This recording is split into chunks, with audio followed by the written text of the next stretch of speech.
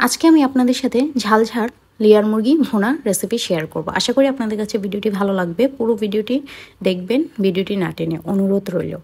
Hello everyone, welcome back to my YouTube channel RT Kitchen with Blog and my Facebook page RT Kitchen with Blog. Please subscribe my YouTube channel and Facebook page follow. আমি আজকে pressure কুকারে মুরগিটা রান্না করব। তো আমি pressure cooker এখানে চুলার মধ্যে বসিয়ে ভালো করে গরম করে আমি সেখানে পরিমাণ মতো তেল দিয়েছি এবং এখানে আমি 1 কাপ পেঁয়াজ কুচি এবং তার সাথে আমি এখানে গরম মশলা 4-5 টুকরা করে দিয়ে দিয়েছি। এই তো আমি ভালো করে পেঁয়াজ এবং গরম মশলাগুলো তেলে ভেজে নিয়েছি এবং এখানে আমি সব ধরনের মশলা দিয়ে দিলাম। দিয়ে আমি হালকা একটু ভেজে নেব। ভাজার পরে আমি এখানে একটু সামান্য পানি দিয়ে দেব জানি মশলাটা না পুড়ে যায়।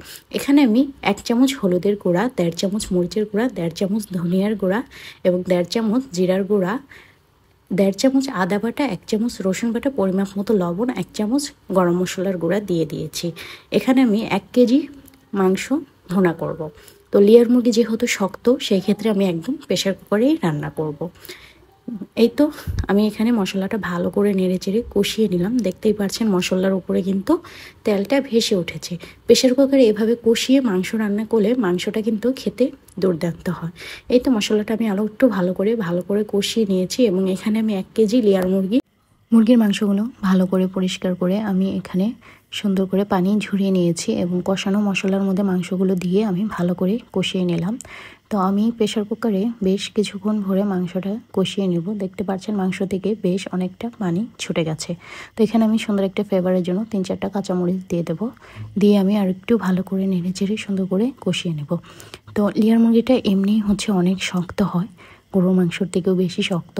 তো তাই আমি এটাকে আলাদাভাবে সুন্দর করে কষিয়ে নিলাম। কষিয়ে আমি এখানে পেঁয়াজ দিয়ে ভুনা করে নিচ্ছি। আমি 4-5 মিনিট পরই ঢাকনা উঠিয়ে আমি মাংসটা নেড়েচেড়ে সুন্দর করে কষিয়ে নেব। তো এখানে প্রায় আমি ম্যাক্সিমাম 20 থেকে 25 মিনিট মাংসটা কষিয়ে নিলাম। তো মাংসটা কষিয়ে নিলে খেতে খুবই ভালো লাগে। হাতে মাখা মাংসর এক টেস্ট এবং মাংসটা ভালো করে কষিয়ে রান্না করলে সেটা আরেক টেস্ট। দেখতেই পাচ্ছেন কত সুন্দর কষে যাচ্ছে এবং মাংসের উপরে কিন্তু তেলটা ভেসে উঠছে। তো এই পর্যায়ে এখানে আমি গরম পানি দিয়ে দেব। তো পরিমাপ মতো গরম পানি দিলে তরকারির টেস্টটা একদম ঠিক থাকে। তো এই তো দেখতে পাচ্ছেন আমি এখানে গরম পানি দিয়ে দিয়েছি। তো এখন আমি নেড়েচেড়ে সুন্দর করে প্রেসার কুকারে ঢাকনা দিয়ে দেব। এই তো আমি প্রেসার কুকারে ঢাকনা দিয়ে দিয়েছি। তো আমি 5টা শীষ দিয়ে নিব। এই তো দেখতে পাচ্ছেন ফাইনালি আমার রান্না করা শেষ। আমি একদম ভুনা করেছি। খেতে কিন্তু সেই রকম টেস্ট হবে। আশা করি আমার ভিডিওটি ভালো লেগেছে। ভালো লাগলে RT কিচেন উইথ ব্লগ আমার ইউটিউব চ্যানেল সাবস্ক্রাইব করবেন, ফেসবুক পেজ ফলো দেবেন, লাইক কমেন্ট শেয়ার করবেন। সবাইকে আজকের মতো এখানেই বিদায় জানাচ্ছি। সবাইকে ধন্যবাদ। আল্লাহ হাফেজ।